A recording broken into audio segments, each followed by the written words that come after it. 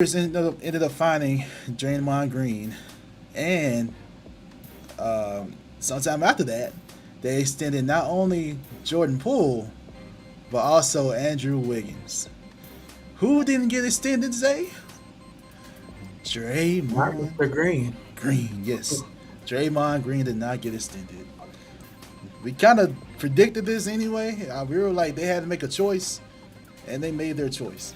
Draymond is just gonna have to ball out even once the big contract. He was like, I was really trying to pay attention to the nuances, like, you had the whole ring ceremony and playing on the court, trying to see if there's anything that could really distract them from the game. Really, I didn't really catch anything during the opening ceremony. I ain't seen any slights. I didn't catch anything. Um, uh, Twitter went on about how Draymond assisted, so it's like, oh, we're good. So, I mean,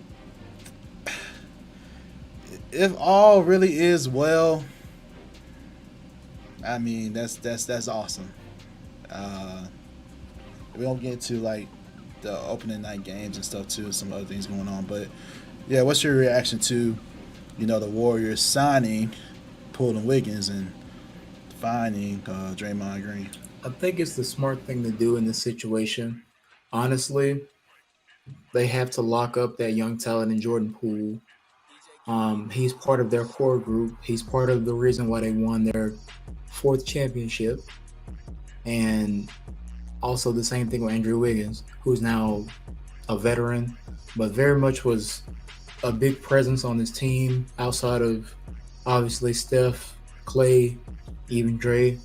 Andrew Wiggins played a huge role coming in, giving big performances on both ends of the floor. So I think it's a smart move to lock those two guys in because they're going to be part of this core group if they want to go and run it back, or down the line run it back for many years. And Draymond, as we said before, this situation with punching your teammate and not only doing it, but the video got leaked and all the media fire around it. He had to be punished. So I think the Warriors are just a very much world class organization. They understand their mission, their target, their goal, and they are pushing through this whole situation to not be distracted so they can get to it. And we saw that they just picked up, just like business as usual for opening night. They got their rings, they celebrated, they played well, they beat the Lakers, and I think that's just how they operate. I think it's going to be still attention, even though obviously they played great and there was nothing that was too distracting during the game.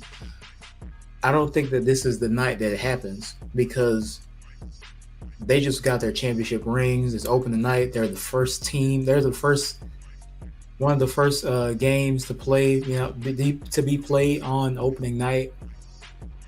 And right now, emotions are in a good place. They're happy. They're celebrating, and they're playing basketball again. So obviously, it's not going to be as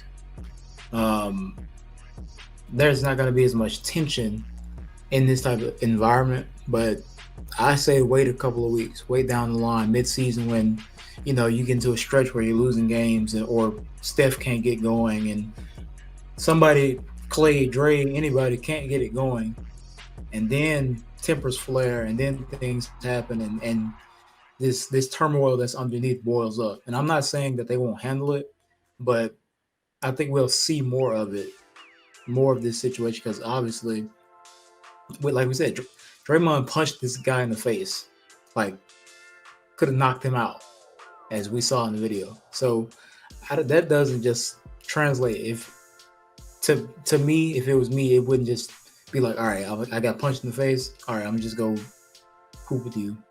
Even though they did, I don't think it's just gonna settle immediately. But that's my reaction to it so far. Yeah, you brought up a good point about it's a ring ceremony. Emotions are high. You think about how you got here. It's generally good vibes going all around. You're playing against a team that you don't really have to worry about, like competition wise for the most part. It's like, everything's smooth sailing. It wasn't really challenging to them, in a sense. So, good point. How would they react when they start getting these challenges? That's a very good point. What happens if Draymond accidentally steps on the back of Poole's shoe? Back in the day, we could throw hands, step on the back of my shoe, or step on my new shoes or something. I'm just talking though, but like for real though, Right. but for real though, what can happen though? Like we'll see. But as of opening night, it was very professional. Everything was handled well. I was very impressed. Um, just shows how classy this organization is, and this is why they're one of the top organizations. So, what do you think about the prospect of just Draymond only getting a fine? One, we don't really know the amount,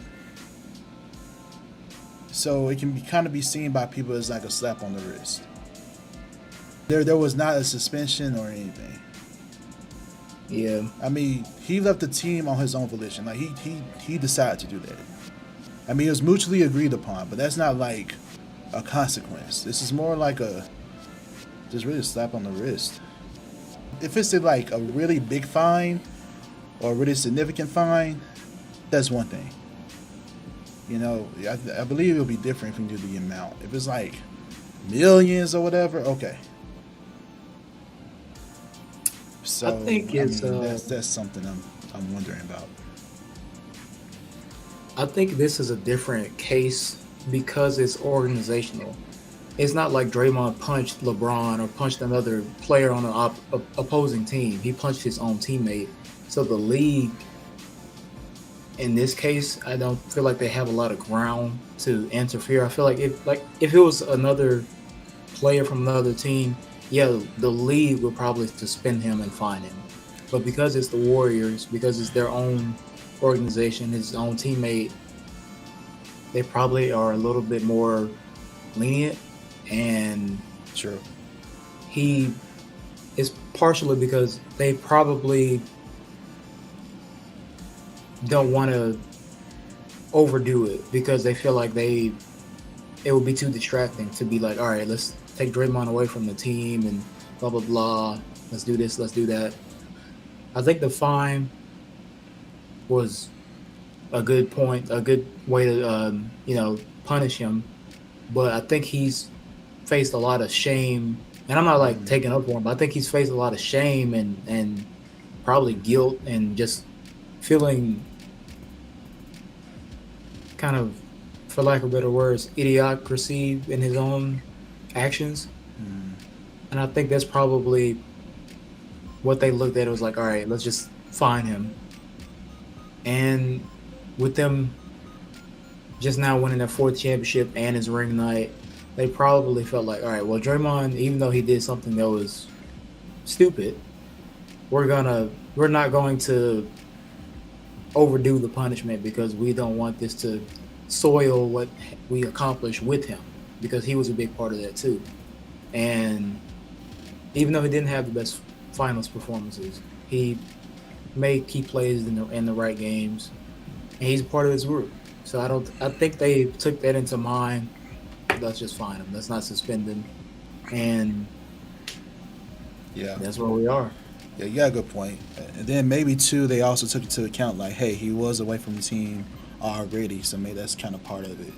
He was away from the team, and it was mutually agreed upon, and he was remorseful and apologetic. I think that could also play into the role of like how you give a sanction or how you give a consequence. So. And true, this is all the Warriors too, by the way. I want to make that clear. The NBA was not involved at all. This shows how much they trust the Warriors to handle what they need to handle. So, very good point. Very good points. We'll just see if that relationship can be restored. Right now it seems like it's fine, but we'll see like what will happen once it gets like chippy or that there may be a challenge and things of that nature.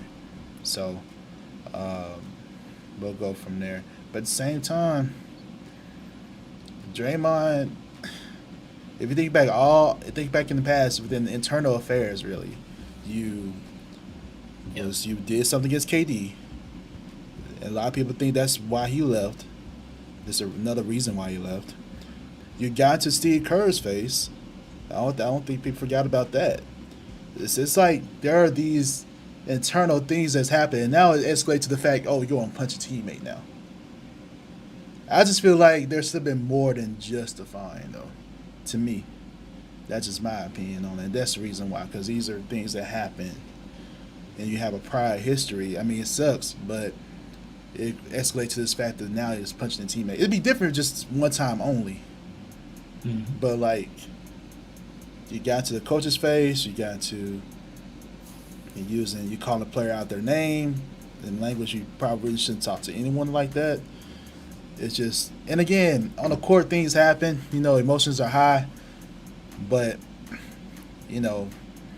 just have these many instances. That's all I'm saying. But you have a good point though, for sure.